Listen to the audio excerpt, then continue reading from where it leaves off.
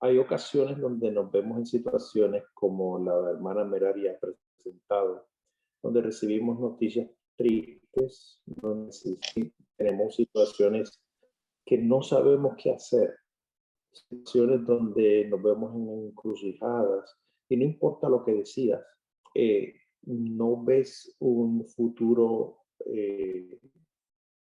brillante y nos preguntamos en esos momentos, ¿quién podrá salvarnos? ¿Quién podrá ayudar? ¿Quién podrá socorrernos? Son esos momentos donde definen al verdadero cristiano y donde señalan nuestra confianza en quien confiamos. Y pensando en eso, ¿quién podrá ayudarnos? A veces pensamos que la manera de resolver los problemas, pues comenzamos a buscar alternativas sin darnos cuenta que Dios no necesita nuestra ayuda. En Zacarías capítulo 4, el versículo 6. Entonces respondió y me habló diciendo, esta es palabra de Jehová a Zorobabel, que dice, no es con ejército ni con fuerza, sino con mi espíritu, ha dicho Jehová de los ejércitos. Y a veces las soluciones que nosotros le buscamos a las situaciones son soluciones donde utiliza la fuerza o donde utiliza el ejército. Sin embargo, Jesús dice que Él no salva ni con ejército ni con fuerza, sino con mi espíritu. La manera de Dios salvar es completamente diferente a la manera que nosotros estamos acostumbrados a escuchar. Lo mismo señala el profeta Samuel en 1 Samuel capítulo 17. El versículo 47 dice, y sabrá toda esta congregación que Jehová no salva con espada y con lanza, porque de Jehová es la batalla y él os entregará en nuestras manos. Entonces aquí vemos que varios profetas, ya mencionamos dos, señalan que Jehová tiene diferentes maneras de salvar. Él no salva ni con espada ni con lanza. En Zacarías dice, no es con ejército ni con fuerza. Jehová salva con su espíritu. Entonces, cuando estamos en una situación difícil, la pregunta es, ¿a quién acudimos? Y aquí está varias preguntas que nos pudiéramos hacer. Una de ellas es, ¿se equivoca Dios? Nosotros entendemos que Dios es omnisapiente. Dios conoce el fin desde el principio, por lo tanto, Él no se equivoca. Él sabe qué es lo que debe hacer y cuándo lo debe hacer. La otra pregunta que nos hacemos es, ¿conoce Dios el mejor camino?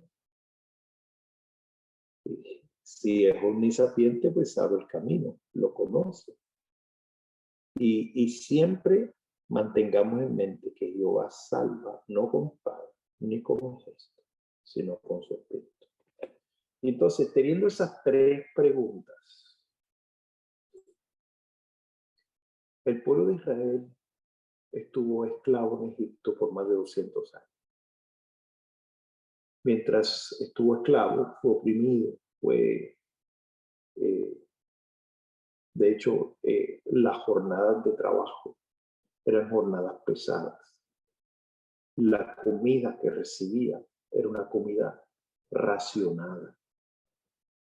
Y el trato, los latigazos y los castigos que incurrían, de hecho que se les había prohibido tener hijos. Y si tenían hijos, se había dado la orden de que se matara a todo hijo varón. Y las parteras, teniendo compasión, desobedecieron la orden. Y ahí es donde surge el nacimiento de Moisés. Pero es en medio de esa presión, en medio de esa angustia, donde son perseguidos por raza, que era un pueblo extraño, eran perseguidos por religión, eran perseguidos porque eran diferentes y habían sido sometidos como esclavos. Esto era por un faraón que no conocía a José ni al Dios de José. Y estando en esa angustia, estando en esa situación de esclavitud, clamaban a Dios día y noche. Y mientras clamaban a Dios, Dios preparó a Moisés para que a través de Moisés el pueblo de Israel fuera liberado. Ahora, cuando el pueblo de Israel fue liberado, nos hacemos varias preguntas. ¿Acaso utilizó Dios un ejército para liberarlo? ¿Acaso utilizó Dios la espada para liberarlo? No, Dios utilizó otros métodos, porque Dios salva de una manera diferente. Y aquí el pueblo de Israel, cuando recibe la orden de salir de Egipto, dice que salieron apresurados. Incluso llevaban la masa de las tortas para cocerlas por el camino. Así que habían salido con una orden de prontitud. Y mientras iban caminando, le preguntan a Moisés, ¿cuál es el camino? ¿A dónde vamos? ¿Por dónde vamos a caminar? Y Moisés le dice, yo no sé. Digo, ¿cómo que tú no sabes si tú eres nuestro líder? Y yo, no. Y miren hacia arriba. Y ustedes ven esa nube. Sigan esa nube. Porque es Dios quien nos va a guiar. Ahora la pregunta es, ¿se equivoca Dios? No. ¿Conoce Dios el camino? Sí. Y de surgir alguna situación, Dios salva, no con espada ni con ejército. Ahora, el pueblo de Israel pensaba que iba a obtener la tierra prometida por la fuerza, por la espada, por la lanza. De ahí que cuando ellos salen de Egipto, ellos salen con una imagen, con una idea de qué es lo que ellos deben hacer para poder adquirir la tierra prometida. En Éxodo capítulo 13, el versículo 18 dice, mas hizo Dios que el pueblo rodease por el camino del desierto del Mar Rojo, y subieron los hijos de Israel de Egipto armados. En otras palabras, los hijos de Israel pensaban que iban a adquirir la tierra por la fuerza. Así que cuando salen de Egipto, salen armados, listos para la batalla. Pero Jehová no salva ni con espada ni con lanza. Así que, ¿se equivoca Dios? No, Dios no se equivoca. ¿Conoce Dios el camino? Seguro, Dios conoce el camino. Así que mientras iban caminando por el desierto, de pronto se enfrentan al Mar Rojo. A un lado tienen montañas, al otro lado también. Entonces se vieron atrincherados. Y mientras están atrincherados, de pronto miran hacia atrás y notan a lo lejos que viene el ejército del faraón para volverlos a esclavizar.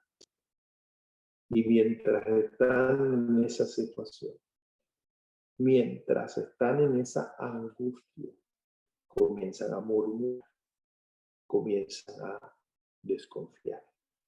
Y le dicen a Moisés en Éxodo capítulo 14, versículo 11, ¿no habían sepulcros en Egipto que nos has sacado para que muramos en el desierto? ¿Por qué has hecho así con nosotros que nos has sacado de Egipto? De hecho, ellos desearon tener otro líder para regresar a Egipto y poder vivir tranquilos donde ellos estaban. Sin embargo, comenzaron a dudar si la nube realmente fuera Dios. y comenzaron a dudar del liderazgo de Moisés.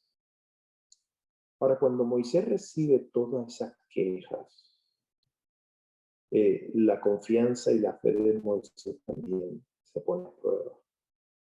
¿De qué hecho que Moisés comienza a preguntarle a Dios? Dios, Señor, ¿qué hago? Señor, ¿por qué nos traíste aquí?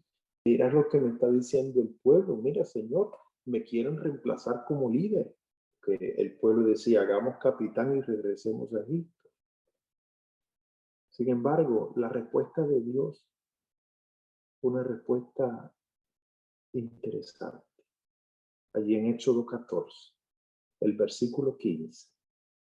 Entonces Jehová le dice a Moisés, ¿por qué clamas a mí? Di a los hijos de Israel que marchen. Para nota que la respuesta de Dios hay varias cosas implícitas. Número uno, ¿por qué clamas a mí, Moisés? Tú sabes que yo no me equivoco. ¿Por qué clamas a mí, Moisés? Tú sabes que yo conozco el camino. ¿Por qué clamas a mí, Moisés? Tú sabes que yo salvo no con espada ni con lanza, sino con mi espíritu. Así que dile al pueblo que marche. Y ustedes conocen la historia. Cuando el pueblo marchó y pisaron las aguas, el mar se abrió. Y el mar se abrió en seco. Y dice en el versículo 22 del capítulo 14, que los hijos de Israel entraron por medio del mar en seco, teniendo las aguas como muro a su derecha y a su izquierda. Para el pueblo de Israel eran cerca de 2 millones de personas.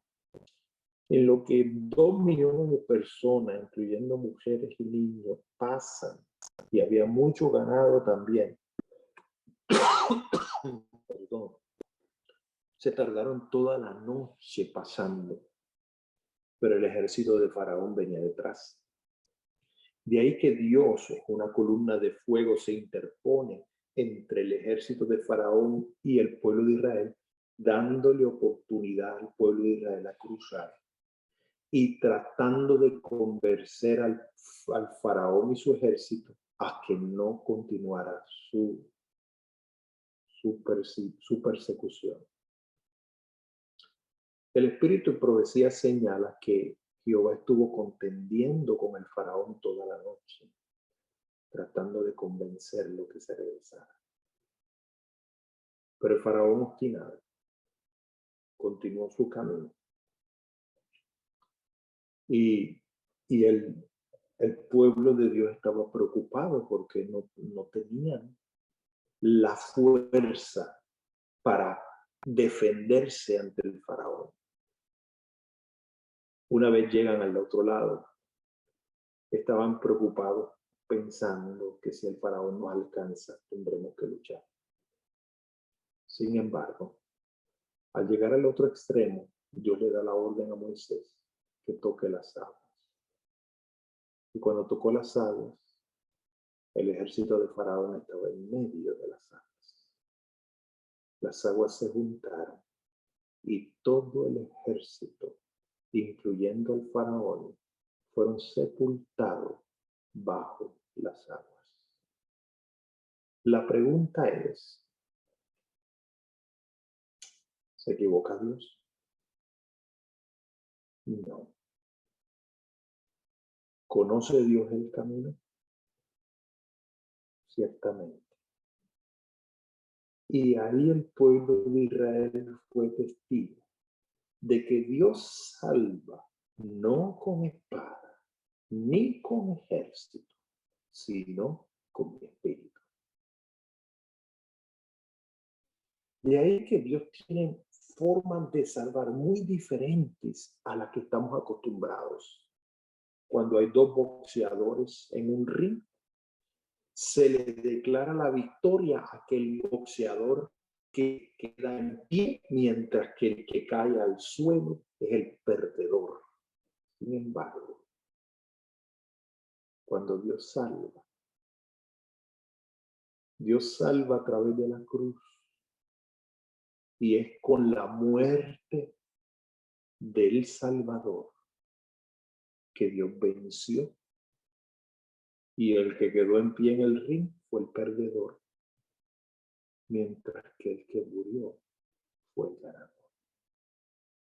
La manera en que Dios salva es muy diferente a como estamos acostumbrados a escuchar.